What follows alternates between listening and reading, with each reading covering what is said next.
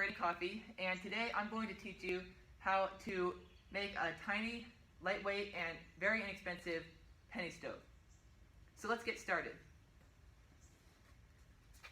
First, the supplies and tools that you'll need. You're going to need 2 cans. I have 2 seltzer water cans here. A penny, 1982 or earlier, so that it has the right amount of copper in it. Isopropyl alcohol. You can also use denatured alcohol or heat gas line antifreezer. You do want 90%, at least 90% alcohol, but right now I just have 70% because unfortunately most stores are sold out of 90% right now. And lastly, we're going to need cotton balls for insulation for the stove. And so for the tools that you'll need, you're just going to need a Sharpie, a pencil or anything else with a sharp point, a tack, and I like to get quite a few tacks because they tend to break during the process, scissors, pliers, and a lighter. Okay, so now that we have grabbed all of our tools and supplies, we are ready to make our stove. So step number 1 will be to make holes in the bottom of one of these cans. So I'll just leave this one alone for now. For the sake of time, I've already made these holes, but what you're going to do is take a Sharpie and stab right in the center and do the same with your tack. Just make a hole right in the center where you drew that dot with the Sharpie. And then you're going to take the pencil and just make that hole larger.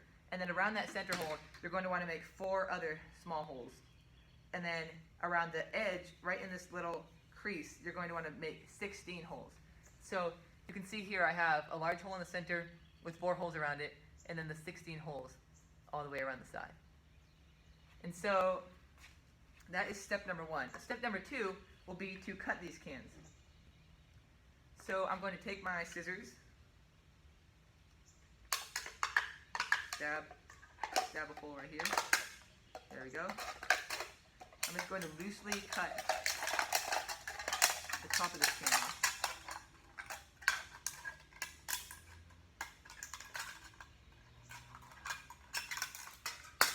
Alrighty then.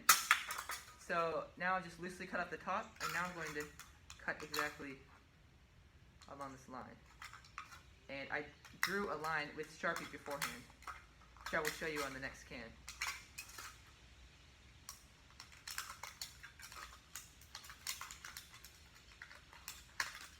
Okay, cut that off right there. Alright, so see that, how I have a little half stove right there? And now I'm going to do the same thing on this side. You can see right there how I have a line of Sharpie drawn.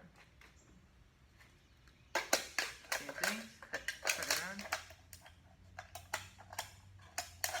You want to get close to that line, but you want to cut off the whole top first, just so you can get down here, right along that line.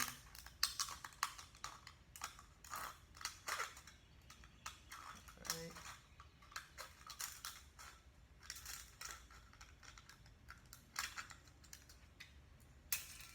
Okay, and so the next step is going to be to crimp the edge of one of these cans. So I'm going to do it on this one that has the holes in it already. And crimping is pretty simple. Basically, we're just making the diameter of this circle a little bit smaller than this one so that these 2 cans fit together nicely. So I'm just going to go down about a half to 3/4 of an inch. I'm just going to bend in. You can see I'm going to do that all along the can. You want to go down about the same length.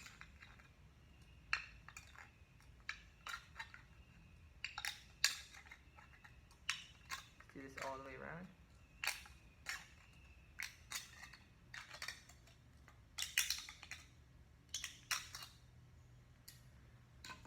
Okay, and you can see how the edges are all bent in. It's crimped. Alright, so now I'm ready to just put my insulation in here. So I'm just going to put it in that same can. Just a little bit of insulation there.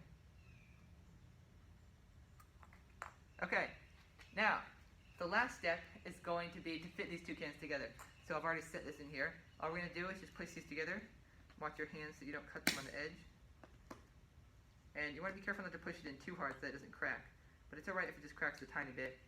And then once you do that, you're just going to want to, and again, watch your fingers when doing this, but you just want to push the edges of the can